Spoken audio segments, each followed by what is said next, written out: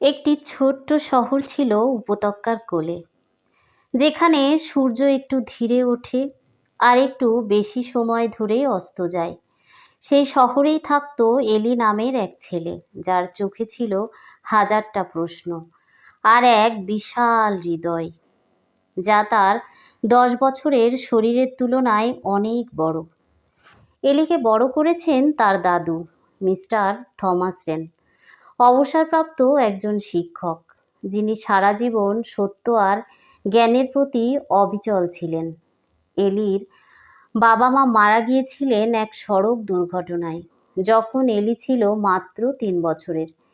এলি কিছুই মনে রাখতে পারেনি তাদের সম্পর্কে, শুধু মায়ের গলা জড়ানো এক লুলাবাই মনে আছে, যা হাওয়ায় বাতাসের মতো নরম। প্রতিদিন স্কুল শেষে এলি ছুটে যেত পার্কের এক কোণে, যেখানে ছিল এক পুরনো উইলো গাছ আর তার নিচে কাঠের বেঞ্চ। বেঞ্চে খোদাই করা ছিল যারা মনে রাখতে চায় তাদের জন্য। সেখানেই বসতো এলি আর তার দাদু, হাতে দুটো থার্মোস, একটায় এলির জন্য গরম চকলেট, আরেকটায় দাদুর জন্য কালো চা। আমরা প্রতিদিন এখানে আসি কেন? একদিন জিজ্ঞেস করেছিল এলি। দাদু হেসে বলেছিলেন, কারণ জীবন অনেক শব্দে ভরা আর এই জায়গাটা শূন্য। এলি তখন ঠিক বুঝতে পারেনি কথাটা, কিন্তু একদিন সে বুঝবে। বছর কেটে গেল, এলির প্রশ্ন বড় হলো, তার আর মনে আরো গভীর হলো। সে জানতে চাইতো মানুষ কেন কাঁদে, বন্ধুরা ঝগড়া করে কেন, কেউ কেউ কেন খালি টিফিন নিয়ে আসে। দাদু কখনো সোজা উত্তর দিতেন না, তিনি হয় বই দিতেন, নয়তো একটা গল্প, অথবা শুধু নীরবতা, এবং বিশ্বাস করতেন এলি নিজেই বুঝে নেবে। 16 বছর বয়সে এলি লক্ষ্য করলো দাদু ভুলতে শুরু করেছেন। প্রথমে ছোটখাটো জিনিস, তারিখ, নাম, চাবির জায়গা। এরপর এলির জন্মদিন ভুলে গেলেন। তারপর একদিন বেঞ্চে বসে বললেন, তুমি কি জেমস? এলি কাঁদল না, কেবল মুচকি হেসে বলল, আমরা প্রতিদিন দেখা করি দাদু। একদিন দাদু আর বেঞ্চে এলেন না। ডাক্তারেরা বলল অগ্রসর আর অপরিবর্তনীয় রোগ।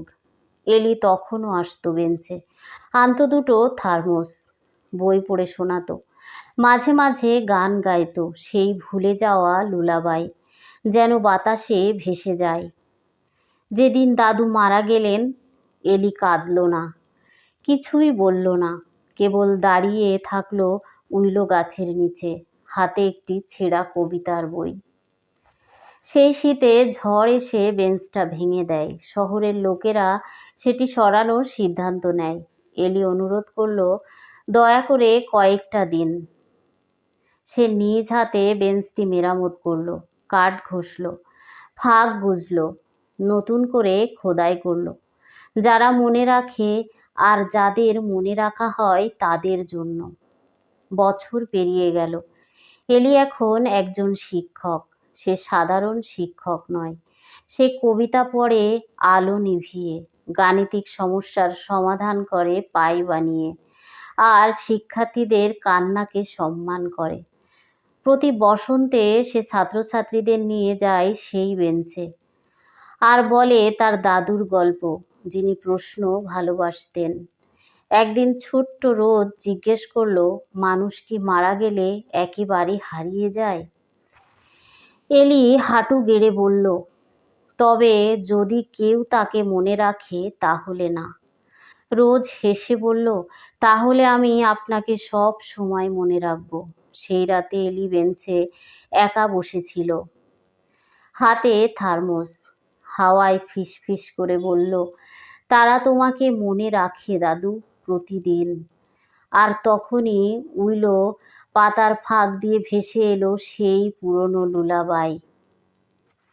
স্মৃতি ভালোবাসার একটি রূপ। ভালো শিক্ষক প্রশ্ন জাগিয়ে তোলেন, উত্তর দেন না, দুঃখ আর আনন্দ একসাথে বাস করতে পারে। যাদের আমরা ভালোবাসি তারা কখনো সত্যিই হারায় না, তারা হয়ে ওঠে আমাদের ভালোবাসার জায়গা। ধন্যবাদ সবাইকে।